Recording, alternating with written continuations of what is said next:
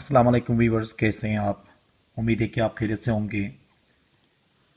आज की इस क्लास के अंदर हम फ्रेज़ और उसके मुख्तलिफ टाइप्स के बारे में डिस्कस कर लेंगे। इससे पहले जितने भी हमने लेक्चर्स किए थे उसमें हमने फ्रेज़ और क्लास के दरमियान क्या डिफरेंस है वो हमने बताया। आज के इस क्लास के अंदर हम टोटली फ्रेज़ के बारे में पढ़ेंगे, फ्रेज़ क्या है और फ्रेज़ के टाइप्स कितने हैं, इसको हम तफसीलन इसके अंदर डिस्कस कर लेंगे। वो तमाम व्यूवर्स जिन्होंने अभी तक चैनल सब्सक्राइब नहीं किया है, आप चैनल सब्सक्राइब करें ताकि हर नया अपडेट आपको आसानी से मिल सके। तो आइए शुरू करते हैं कि फ्रेज़ क्या है। फ्रेज़ देखें, a phrase is a group of related words within a sentence that complements the overall structure of sentence. A phrase has no subject and verb, hence a phrase cannot stand alone to give complete meaning. अब देखें, phrase क्या है। ये words का एक combination है जिसके अंदर सब्जेक्ट और वर्ब का कॉन्सेप्ट नहीं है, उसके अंदर सब्जेक्ट और वर्ब नहीं होते हैं और ये कभी भी अकेला अपना मानी नहीं दे सकता है। जैसे कि देखें, Ayesha Ahmed in the street. अब हालांकि ये पूरा जुमला है, इसका पूरा सेंस बनता है, लेकिन इसमें फ्रेज क्या है, ये है इन द स्ट्रीट। अब अगर मैं यहाँ पे आयशा अहमद न कहूँ तो फिर ये इन द स्ट्रीट जो है वो अकेला कभी भी अपना मानी पूरा नहीं कर सकता है। इसलिए देखें, यहाँ पे न सब्जेक्ट है और न ही वर्ब है, क्योंकि फ्रेज के अंदर सब्जेक्ट और वर्ब नहीं होता है और वो अकेला अपना मानी पूरा नहीं कर सकता है। A phrase can act as a noun, an adjective, a preposition and an adverb. अब जो फ्रेज है उसका काम क्या होता है, देखें, वो नाउन का किरदार भी अदा कर सकता है, वो एडजेक्टिव का भी किरदार अदा करता है, प्रीपोजिशन और adverb. The function of a phrase depends upon its construction and place in a sentence. अब क्या होगा, ये जो फ्रेज का जो फंक्शन होता है वो डिपेंड करता है कि वो सेंटेंस में किस जगह में इस्तेमाल हुआ है, उसके कंस्ट्रक्शन पे। अगर वहाँ पे एडवर्ब की तरह इस्तेमाल हुआ है तो वहाँ पे एडवर्ब का काम करेगा। प्रीपोजिशन के तौर पे इस्तेमाल हुआ तो प्रीपोजिशन के तौर पे इस्तेमाल मतलब सेंस देगा, और एडजेक्टिव के तौर पे अगर इस्तेमाल हुआ तो वहाँ पे एडजेक्टिव की तरह बिहेव करेगा। तो इसका मतलब ये है कि सेंटेंस के अंदर जो फ्रेज है वो अपने प्लेस के मुताबिक वहाँ पे मानी देता है। टाइप्स ऑफ फ्रेज देखें, फ्रेज के कितने अकसाम हैं। Number 1 noun phrase, 2 adjective phrase, 3 adverb phrase, 4 verb phrase, 5 prepositional phrase, 6 infinitive phrase, 7वां है जेरंड फ्रेज और 8 है पार्टिसिपल फ्रेज। अब ये सारे जो हैं ये फ्रेजेस के मुख्तलिफ अकसाम हैं, काइंड्स हैं। अब हम इनको क्या करेंगे, तफसीलन हम ब्रीफली इसको एक एक करके इनको हम पढ़ लेते हैं। तो आइए, सबसे पहले हमारे पास है नाउन फ्रेज। अब इसको अगर डिफाइन करें तो क्या होगा, देखें, a phrase that acts like a noun in the sentence is called a noun phrase. Sentence के अंदर अगर फ्रेज नाउन की तरह किरदार अदा करें तो उसको हम क्या कहेंगे, नाउन फ्रेज कहेंगे। और it contains a noun and other associated words which modifies the noun. अब इसके अंदर क्या होगा, एक नाउन होगा और उसके अलावा एसोसिएटेड उससे रिलेटेड कुछ वर्ड्स होंगे जो क्या करेंगे, नाउन को मॉडिफाई करेंगे। अब इसके एग्जांपल्स हम देख लेते हैं। They have bought a huge beautiful house. अब यहाँ पे देखें, अ ह्यूज ब्यूटीफुल हाउस जो है यहाँ पे किस चीज़ का किरदार अदा कर रहा है, नाउन का किरदार अदा कर रहा है। ठीक है, क्योंकि ये नाउन को मॉडिफाई, देखें हाउस नाउन है और ये एसोसिएटेड वर्ड्स हैं जो कि नाउन को मॉडिफाई कर रहे हैं। तो इसको हम क्या कहेंगे, इसको हम नाउन फ्रेज कहेंगे। इसी तरह देखें, a girl in the window shouted for help. अब यहाँ पे भी ये नाउन का किरदार अदा कर रही है। कौन सी लड़की जो कि खिड़की में है वो क्या कर रही है, शाउटेड फॉर हेल्प, वो हेल्प के लिए पुकार रही है। तो यहाँ से यहाँ तक का ये जो हिस्सा है ये क्या कहलाएगा, हमारा ये हमारा नाउन फ्रेज कहलाएगा। ठीक है, इसी तरह से देखें, he sold a decent blue shirt. अब देखें अ डिसेंट ब्लू शर्ट ये जो है क्या है, अब शर्ट नाउन है या नहीं है, तो ब्लू भी अगर देखें तो नाउन है और उसके साथ कुछ मॉडिफायर्स लगे हुए हैं, तो ये पोर्शन जो कहलाएगा ये क्या कहलाएगा, नाउन फ्रेज कहलाएगा। ठीक है, तो ये हो गया नाउन फ्रेज। नाउन फ्रेज का काम हमेशा क्या होगा, किसी भी सेंटेंस के अंदर नाउन का किरदार अदा कर रहा होगा। देखिए यहाँ पे ऑब्जेक्ट के तौर पे, यहाँ पे सब्जेक्ट के तौर पे, यहाँ पे ऑब्जेक्ट के तौर पे आ गया, क्योंकि बॉट अभी हमारे पास क्या है, वर्ब, वर्ब के बाद ये पूरा फ्रेज क्या है, ऑब्जेक्ट एज ए नाम के तौर पे है। यहाँ पे देखें शाउटेड फॉर हेल्प, ये वर्ब यहाँ पे है असल में। ठीक है, तो ये पूरा क्या है, यहाँ पे एज ए सब्जेक्ट के तौर पे किरदार अदा कर रहा है, तो यहाँ पे ये नाउन फ्रेज कहलाएगा। ही सोल्ड, उसने बेचा। अब ये बेचने के बाद क्या, आई डिसेंट ब्लू शर्ट, ये फिर ऑब्जेक्ट के तौर पे यहाँ पे इस्तेमाल हुआ है और यहाँ पे एज ए नाउन इस्तेमाल हुआ है, तो इसको हम क्या कहेंगे, नाउन फ्रेज कहेंगे। दूसरा है एडजेक्टिव फ्रेज। ठीक है, अब देखें a phrase that acts like an adjective in a sentence is called adjective phrase. Like an adjective, it modifies a noun or pronoun.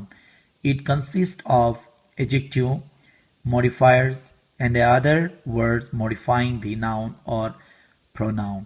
अब एजेक्टिव फ्रेज का भी काम क्या होता है, किसी भी सेंटेंस के अंदर इस्तेमाल होके एजेक्टिव की तरह ये क्या करेगा, ये किसी नाउन को भी मॉडिफाई कर सकता है और ये किसी प्रोनाउन को भी मॉडिफाई करता है। इसके अंदर क्या होगा, एक एजेक्टिव होगा और उसके साथ मॉडिफायर्स होंगे।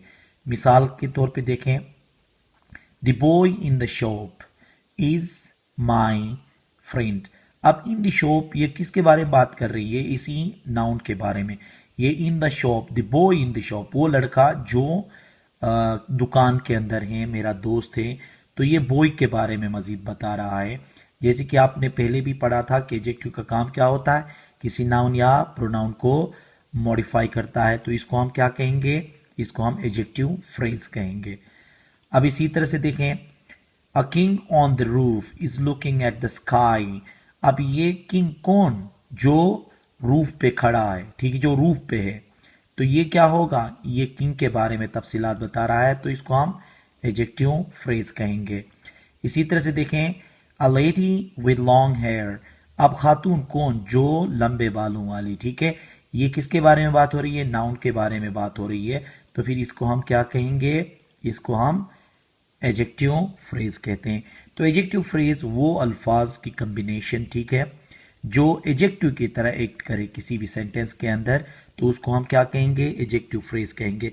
अब देखें यहाँ पे सब्जेक्ट वर्ब मौजूद नहीं है तीनों में, ठीक है, और फ्रेज की निशानी भी यही है कि सब्जेक्ट और वर्ब मौजूद ना हो। तीसरा है हमारे पास एडवर्ब फ्रेज। अब एडवर्ब फ्रेज देखें, अब phrase that acts like an adverb in a sentence is called adverb phrase. कोई भी फ्रेज जो एडवर्ब की तरह किरदार अदा करे उसको हम एडवर्ब फ्रेज कहते हैं। Like an adverb it modifies a verb, adjective और other adverb in a sentence.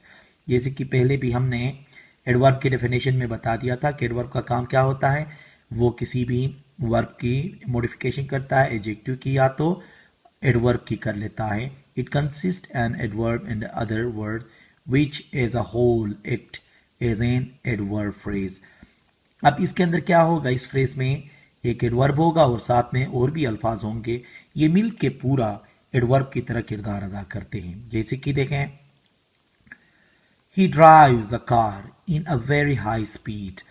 अब ये पूरी जो मतलब कम्बिनेशन है, इन अ वेरी हाई स्पीड, ये एडवर्ब का किरदार अदा कर रहे हैं। किसके बारे में, वो ड्राइविंग कैसे की जा रही है, ठीक है, तो इसको हम क्या कहेंगे, एडवर्ब फ्रेज कहेंगे। इसी तरह से देखें, he stayed in a college for a few hours, ये टाइम के बारे में हमें बता रहा है, तो ये क्या होगा, ये एडवर्ब फ्रेज होगा। एडवर्ब आपको पता है कि वो टाइम के बारे में बता देता है, प्लेस के बारे में बता देता है, मैनर के बारे में, इसी तरह मुख्तलिफ चीज़ों के बारे में बता देता है। अब यहाँ पे देखें, she always speak in a respectful way. अब ये भी देखें ना किस तरह से, मतलब हाउ के आंसर है ये, वो हमेशा बोलती है, तो कैसे बोलती हैं, वो रिस्पेक्टेबल या रिस्पेक्टफुल वे में बोलती हैं। तो फिर यहाँ पे ये पूरा जो कॉम्बिनेशन है, ये एडवर्ब के तौर पे हमें मानी दे रहा है, क्योंकि ये स्पीक के बारे में बता रहा है। ठीक है, वर्ब को देखे ना, यहाँ पे वर्ब को क्या कर रहा है, ये मॉडिफाई कर रहा है। यहाँ पे टाइम के बारे में हमें बताया जा रहा है, यहाँ पे भी हमें क्या है, मैनर के बारे में बताया जा रहा है। तो इसको हम क्या कहेंगे, एडवर्ब फ्रेज कहेंगे। वो तमाम फ्रेजेस अगर किसी भी सेंटेंस के अंदर मिल के, ठीक है, मुख्तलिफ, देखें ना ये पूरा ग्रुप है अल्फाजों का, ये पूरा मिल के क्या कर रहा है, एडवर्ब की तरह काम करता है, तो इसको हम एडवर्ब फ्रेज कहते हैं। चौथा है हमारे पास वर्ब फ्रेज, नाम से ही जाहिर है, देखें, a verb phrase is the group of main verb and helping verb with in a sentence. ये वो फ्रेज होता है जिसके अंदर एक मेन वर्ब होता है और एक हेल्पिंग वर्ब होता है, दोनों मिलके क्या करते हैं, एक फ्रेज बना लेते हैं, उसको हम वर्ब फ्रेज कहते हैं। जैसे कि देखें, he is singing a song. अब यहाँ पे एक सिंगिंग मेन वर्ब है, इज क्या है, हेल्पिंग वर्ब है, तो ये दोनों मिल गए तो क्या होगा, ये कहलाएगा हमारा वर्ब फ्रेज। इसी तरह से देखें, आई हैव टेकन लंच, एक मेन वर्ब है और एक क्या है, हेल्पिंग वर्ब है, तो ये क्या बन गया आपका, वर्ब फ्रेज कहलाता है। इसी तरह से देखें, I have been reading a book since morning, अब हैव बीन रीडिंग जो है ये क्या है, हमारा वर्ब फ्रेज कहलाता है। ठीक है, तो वर्ब फ्रेज का मतलब ये है कि एक मेन वर्ब और दूसरा हेल्पिंग वर्ब दोनों मिलके क्या करते हैं, एक फ्रेज बनाते हैं, जिसको हम क्या कहते हैं, वर्ब फ्रेज कहते हैं। पांचवा हमारे पास है प्रीपोजिशनल फ्रेज। अब प्रीपोजिशनल फ्रेज से ही पता चल रहा है कि ये प्रीपोजिशन से मिलके बना होता है और ये प्रीपोजिशन का मतलब किरदार अदा करता है। ये कभी कभार वर्ब का भी, अपना नाउन और एडजेक्टिव का भी किरदार अदा करेगा। देखें, a phrase comprising a preposition and A object of preposition is called prepositional phrase. Prepositional phrase उसको कहते हैं कि प्रीपोजिशन और किसी ऑब्जेक्ट का मिलके एक फ्रेज बनाना, जो कि क्या कहलाएगा, प्रीपोजिशनल फ्रेज कहलाता है। जैसे कि prepositional phrase has a noun और pronoun which is called the object of preposition. Prepositional phrase वो कहलाता है जिसके अंदर नाउन और मतलब हैज अ नाउन और a pronoun which is called the object of preposition. Preposition के साथ क्या होगा, नाउन और प्रोनाउन इस्तेमाल होता है, जो कि उस प्रीपोजिशन का ऑब्जेक्ट कहलाता है। ठीक है, जैसे कि देखें, the student look at the white board. अब ये देखें, एट द व्हाइट बोर्ड, एक आपका क्या है, यहाँ पे ऑब्जेक्ट है, दूसरा क्या है आपके पास, यहाँ पे प्रीपोजिशन है, तो इसको हम क्या कहेंगे, प्रीपोजिशनल फ्रेज कहेंगे। उसके बाद देखें, she speaks in a loud voice. अब ये एक प्रीपोजिशन है और आगे क्या है, वॉइस नाउन है, दोनों मिलके क्या किया, यहाँ पे एक फ्रेज बन गया, जिसको हम क्या कहेंगे, प्रीपोजिशनल फ्रेज कहेंगे। इसी तरह से देखें, they play football in the ground. अब यहाँ पे भी देखें ना, इन द ग्राउंड जो है यहाँ पे एक प्रीपोजिशन है और दूसरा हमारे पास नाउन है, तो इसका मतलब ये हो गया कि ये ऑब्जेक्ट ऑफ प्रीपोजिशन है। यहाँ पे ये तीनों मिलके क्या बना रहे हैं, एक फ्रेज बना रहे हैं, जिसको हम क्या कहेंगे, प्रीपोजिशनल फ्रेज कहेंगे। ठीक है, तो प्रीपोजिशन फ्रेज का मतलब यही है कि नाउन और प्रोनाउन मिल के और साथ में एक एक जो ये प्रीपोजिशन मिलता है, जैसे कि एट है, इन है और इन, ये मिल के क्या बनाते हैं, फ्रेज बनाते हैं, जिनको हम क्या कहते हैं, प्रीपोजिशनल फ्रेज कहते हैं। अब है हमारे पास इन्फिनिटिव फ्रेज। इन्फिनिटिव के नाम से ही जाहिर है कि इन्फिनिटिव का मतलब है टू के साथ जो भी वर्ब लगता है उसको हम क्या कहते हैं, इन्फिनिटिव कहते हैं। अब यहाँ पे देखें, an infinitive phrase contain an infinitive to plus base form of verb and the modifiers or other related words linked to the infinitive.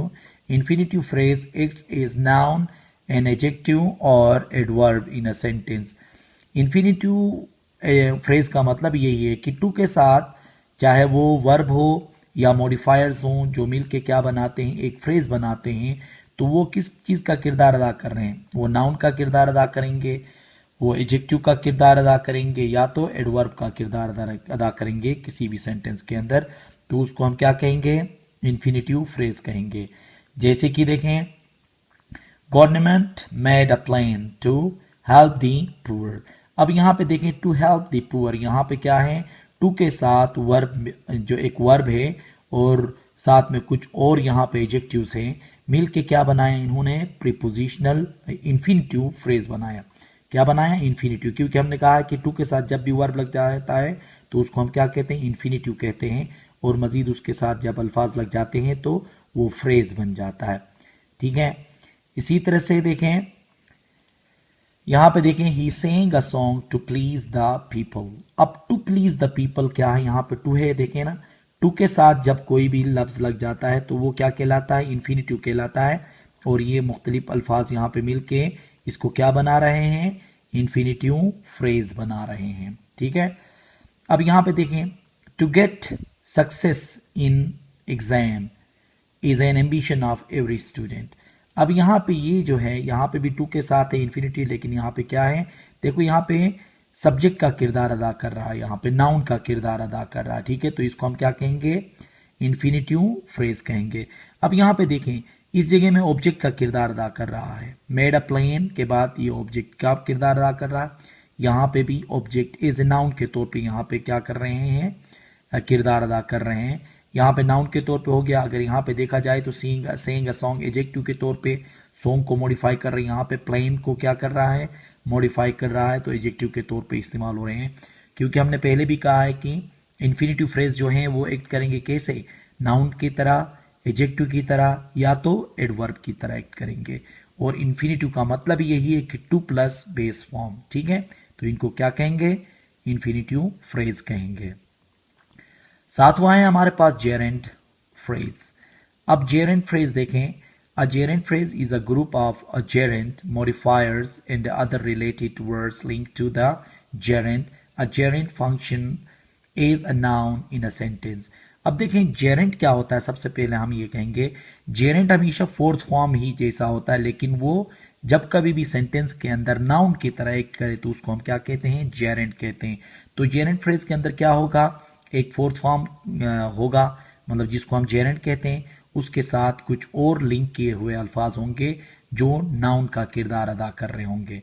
अब मिसाल से हम समझ लेते हैं, देखें, आई एंजॉय, यहां तक देखें, I enjoy listening to the music. अब ये लिसनिंग जो है यहाँ पे ये जेरेंट फॉर्म है, ये यहाँ पे फोर्थ फॉर्म इसको या पार्टिसिपल नहीं कह सकते, क्योंकि बगैर हेल्पिंग वर्ब के देखें यहाँ पे आईएनजी लगा है, एज ए नाउन के तौर पे ये तो पूरा का पूरा इस्तेमाल हो रहा है, और यहाँ पे नाउन के तौर पे एज ए ऑब्जेक्ट का किरदार अदा कर रहा है। I enjoy listening to the music, ये लिसनिंग टू द म्यूजिक पूरा क्या है, ये आपका जेरेंट फ्रेज कहलाएगा, क्योंकि आईएनजी यहाँ पे जो है ये जेरेंट कहलाता है। ठीक है, अब यहाँ पे देखें, he started writing a story. अब ये राइटिंग अ स्टोरी क्या है, आपका जेरेंट फ्रेज है, क्योंकि राइटिंग जेरेंट है और साथ में स्टोरी मिलके उन्होंने क्या बनाया, फ्रेज बनाया। और इस जुमले में देखो ये नाउन का किरदार अदा कर रहा है यहाँ पे। ठीक है, एज ऑब्जेक्ट के तौर पे किरदार अदा कर रहा है। Crying of a baby disturb me a lot. अब ये क्राइंग ऑफ ए बेबी ये क्या है, यहाँ पे एज ए सब्जेक्ट के तौर पे इस्तेमाल हुआ है, मतलब नाउन। देखे ना, बच्चे का जो रोना था उसने क्या किया, डिस्टर्ब मी अलॉट, मुझे बहुत ज़्यादा डिस्टर्ब किया। असल मेन वर्ब क्या है, ये डिस्टर्ब है। यहाँ पे मेन वर्ब क्या है, स्टार्टेड है। यहाँ पे मेन वर्ब क्या है, इंजॉय है। तो यहाँ पहले दोनों में एज ए ऑब्जेक्ट के तौर पे काम किया है, यहाँ पे एज ए सब्जेक्ट के तौर पे यहाँ पे क्या हुआ है, काम हुआ है। तो इसको हम क्या कहेंगे, जेरेंट फ्रेज। जेरेंट का मतलब यही है कि ऐसा लफ्ज, आईएनजी का लफ्ज जो नाउन का किरदार अदा करे तो उसको हम जेरेंट कहते हैं। और यहाँ पे ये जेरेंट फ्रेज की बात आ गई, तो फिर एक जेरेंट का वर्ब और साथ में कुछ और अल्फाज मिलके ये फ्रेज बना लेते हैं। ठीक है, ये है हमारे पास लास्ट पार्टिसिपल फ्रेज। अब पार्टिसिपल फ्रेज से हमें पता चलता है कि पार्टिसिपल दो किस्म के होते हैं, एक है प्रेजेंट पार्टिसिपल और एक होता है पास्ट पार्टिसिपल। प्रेजेंट पार्टिसिपल तो आईएनजी फॉर्म को कहते हैं, और पास्ट पार्टिसिपल हम क्या कहते हैं, ये हमारा होता है third form of the verb.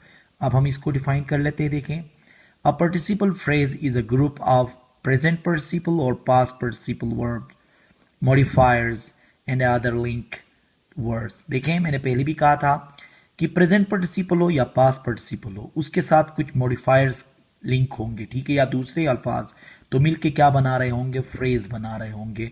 तो इसलिए इनको क्या कहा जाता है, पार्टिसिपल फ्रेज कहेंगे। A participle phrase is a punctuated with a comma और कोमास। जब कभी भी ये पार्टिसिपल फ्रेजेस आते हैं तो हर फ्रेज के बाद क्या लगाया जाता है, कोमा लगाया जाता है।